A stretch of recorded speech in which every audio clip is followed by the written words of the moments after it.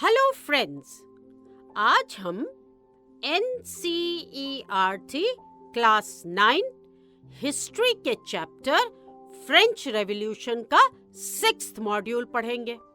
इस मॉड्यूल में हम फॉलोइंग टॉपिक को डिस्कस करेंगे। तो टॉपिक क्या है? तो टॉपिक है a growing middle class envisages an end to privileges.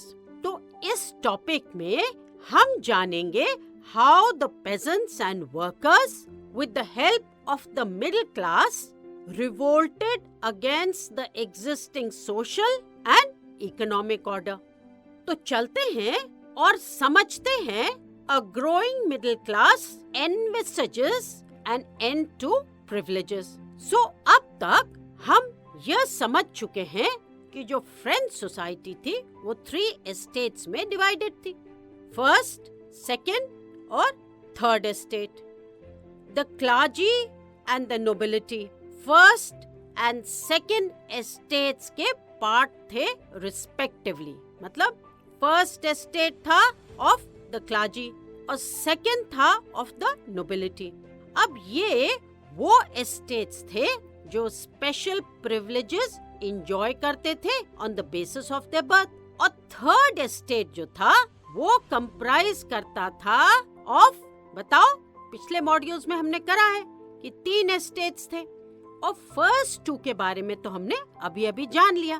तो ये बताओ कि जो थर्ड स्टेट था वो किससे कंप्राइज होता था, किन लोगों से? सोच के बताओ। हाँ, थर्ड स्टेट कंप्राइज करता था of small pageants, labourers, servants, artisans, big businessman, merchants, lawyers, doctors, ये सब आते थे किसमें? थर्ड स्टेट में। और जो थर्ड स्टेट था वो रिच और पुअर दोनों से बना हुआ था।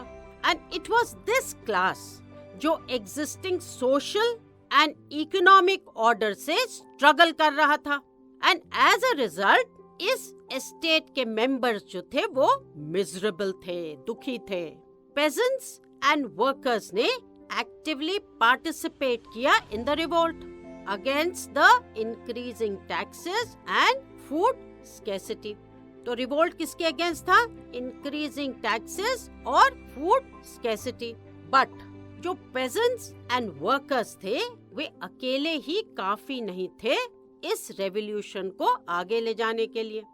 इनमें इतनी एबिलिटी नहीं थी कि वो एक प्रॉपर प्लान एंड प्रोग्राम बना सके जो उन्हें हेल्प करे to carry out the revolt.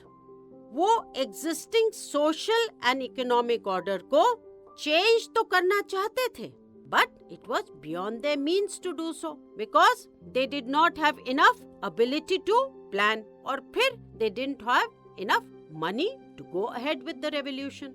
अब ये तभी पॉसिबल था जब other members of the third state, जो ना सिर्फ प्रॉस्परस थे बट एजुकेटेड भी थे, पेजेंट्स और वर्कर्स को ज्वाइन करें।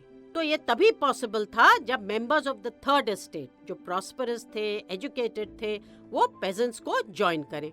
ये लोग जो थे वो अवेयर थे और इनके पास न्यू आइडियाज थे जिससे वो पेजेंट्स एंड वर्कर्स को हेल्प कर सकते थे in bringing about change in the French society and governance.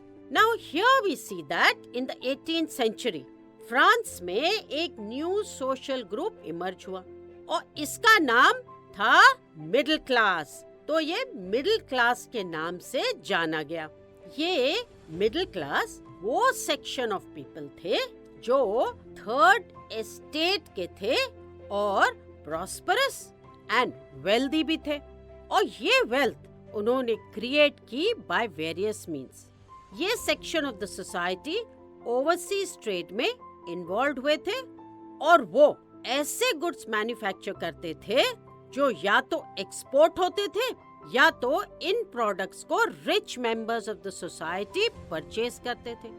और ये जो प्रोडक्ट्स थे वो थे सिल्क एंड वुलन टेक्सटाइल्स, जिनकी रिच लोगों के बीच हाई डिमांड थी। तो इस तरह से मिडिल क्लास ने अपने लिए वेल्थ क्रिएट की और प्रॉस्परस हुए।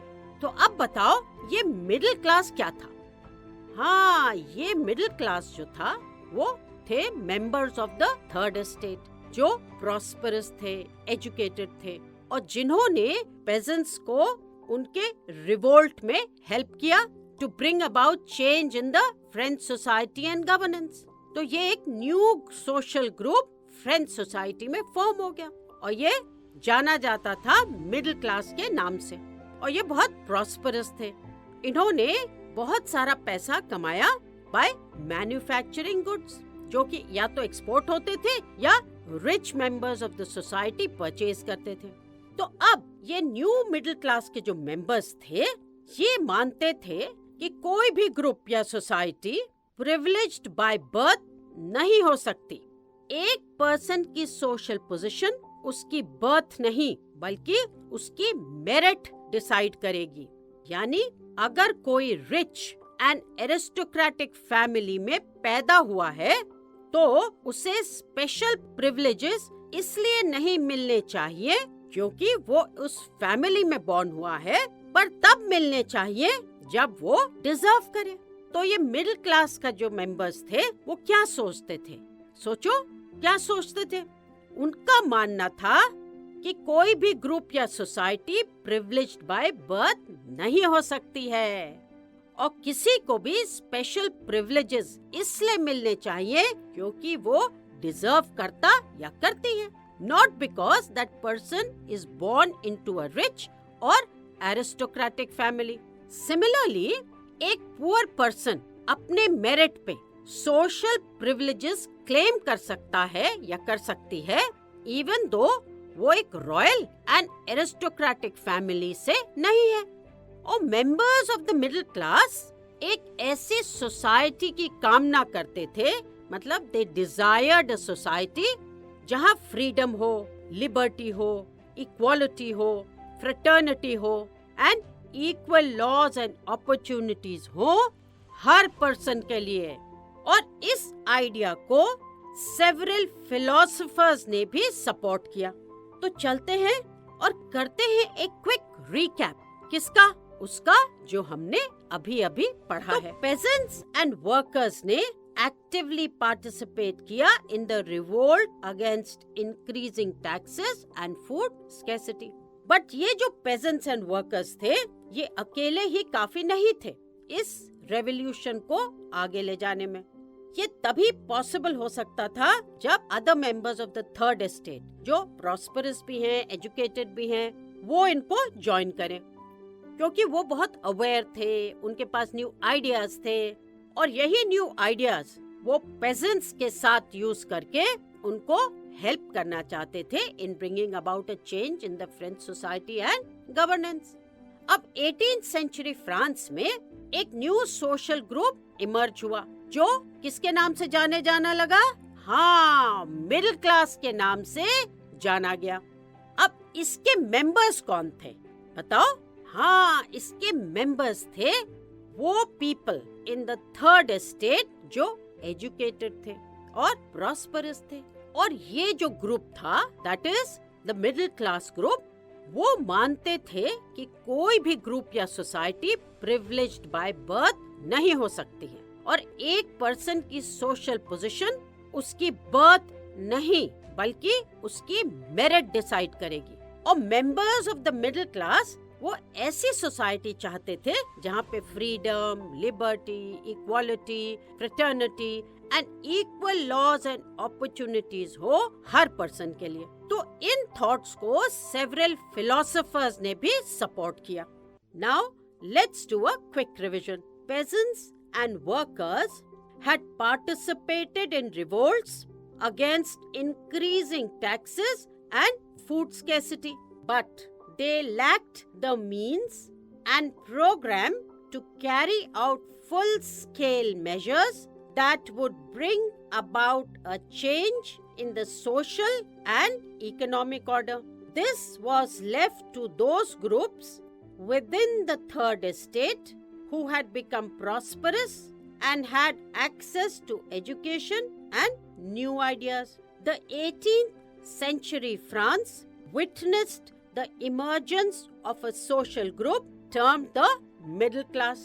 The members who comprised the middle class were educated, and believed that no group in society should be privileged by birth. A person's social position must depend on his or her merit.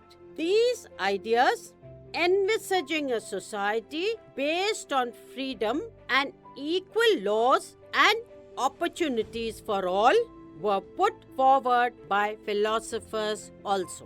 तो यहाँ पे हमारा यह module खत्म होता है और हमने इस मॉड्यूल के हर एक पॉइंट को बहुत अच्छे से समझा है और उसको रिवाइज भी करा है। तो अब इस मॉड्यूल पर बेस्ड कोई भी क्वेश्चन आप बहुत आसानी से आंसर कर सकते हैं। तो चलते हैं क्वेश्चंस की ओर।